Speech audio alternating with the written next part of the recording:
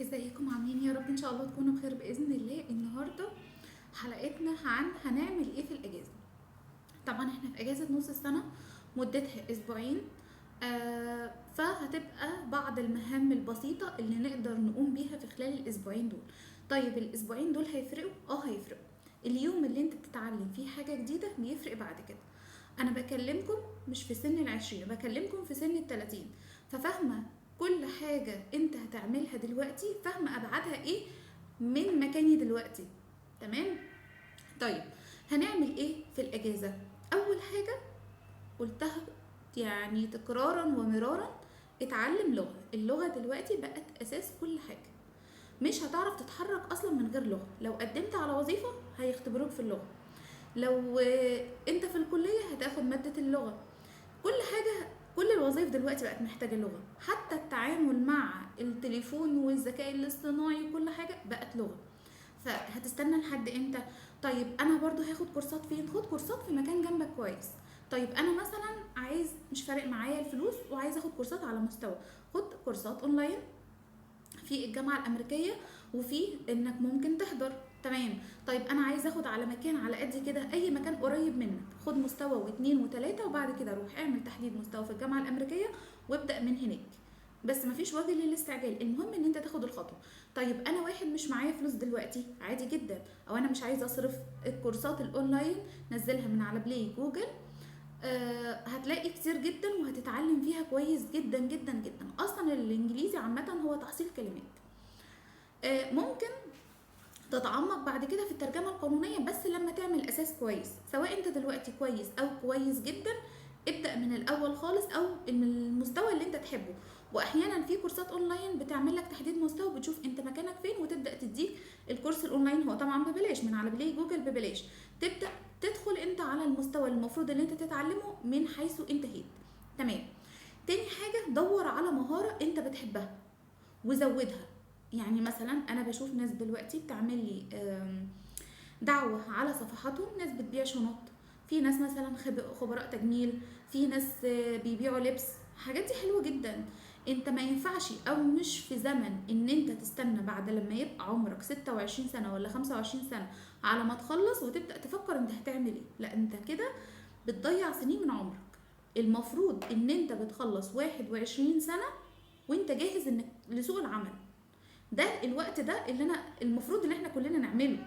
طبعا انتوا لسه بادئين في العشرينات، بس ما تستهونش ان انت على ما تخلص حياتك تبدا 25 و26 سنه، هتلاقي في ال35 انت لسه بتقول يا هدي، لسه بتقول يا جواز، لسه بتقول يا شغل. لا، طب وليه اصلا؟ ايه اللي يخليك تعمل كده؟ لا، اتعلم مهاره واشتغل عليها كويس جدا كل يوم، وبعد كده بيعها. انت بقى على حسب مهارتك. طب تختار المهاره على حسب ايه؟ على حسب الحاجه اللي انت بتحبها. في مواقع كتير جدا بتشتري المهارات دي. في ناس بتعرف تكتب كويس، في ناس بتعرف تعلق مثلا صوت كويس او تحكي موضوع كويس، في ناس بتعمل مونتاج، في ناس لها في البرمجه. وطبعا ده التوب في ايامنا دي. يا بخت اللي بيعرف ان هو يدخل مجال البرمجه ويتعلمه ويبقى محترف فيه. ده طبعا بيسبق ناس كتير جدا. لو بتعرف الحاجات دي، في مواقع بتشتري منك الكلام ده، ومش بتشتريه بجنيه ولا باتنين، لا ده بتشتريه بالدولارات.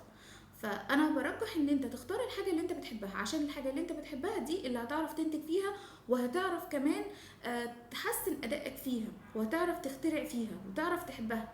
تمام. ماشي. في ناس بتحب الرياضه، حلوة قوي. الرياضة دي ممكن تستغلها، ممكن تبقى مدرب بعد كده.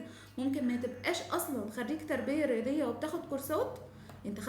انت مش خريج تربية رياضية، ولكن خدت كورسات تؤهلك ان انت تبقى مدرب ويبقى مصدر ربح ليك. في ناس بتحب الرياضة عشق ليها، فخليك في الرياضة. اي مجال انت تقدر تستفيد وتفيد بيه حلو قوي.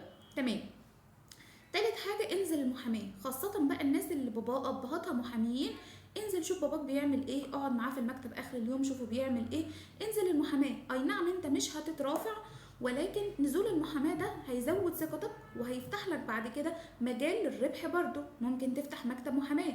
يعني ما تجيبش الطالب اللي هو عرف المحاماة ماشية ازاي وهو طالب، زي الخريج اللي هو لسه بيقول بسم الله الرحمن الرحيم، هو مش فاهم حاجه وهو عنده 23 سنه. على ما يبدا يفهم قدامه سنه يبقى 24، على ما يبدا يشوف مكتب محامي يبقى كويس ويديله فلوس كويسه قدامه 25 26. فطبعا اللي بيتدرب في الدراسه اكتر. تمام. رابع حاجه ودي الاخيره بالنسبه لي، عشان الوقت صغير، احنا بنتكلم في اسبوعين بس هيفيدونا. اتعلم اساسيات الكمبيوتر. ما ينفعش ان انت تبقى في سنه 2023 وما بتعرفش تكتب وورد، ما ينفعش ان انت ما تعرفش تعمل اكسل، ما ينفعش الحاجات دي. كورس الاي سي دي ال ده بقى الف ب تعليم. تمام. طبعا كلنا بنعرف نستخدم اللغه عامه على الاجهزه ونعرف نعمل حاجات عشوائيه كده، نعرف الكلمات المتدرجه، لكن اساسيات الكمبيوتر دي ممكن انت بتعملها في فطرتك، لكن كشغل اغلبنا ما بيعرفهاش. فلازم تاخد كورس اي سي دي ال، ده مش هيكلفك حاجه لو انت عايز في اي مكان. دلوقتي الاماكن كتير جدا اللي بتديه. ماشي. لو انا مش معايا فلوس، انا برضو انزل من على بلاي جوجل، الموضوع مش كبير، بالعكس الموضوع سهل جدا بالنسبه كمان للجيل اللي موجود، لان خلاص هو اساسا اتولد لقى الكمبيوتر واللاب والتاب والحاجات دي متاحه وموجوده، فمش هتبقى تعبان. تمام. دول اهم حاجه نعملهم في الاجازه.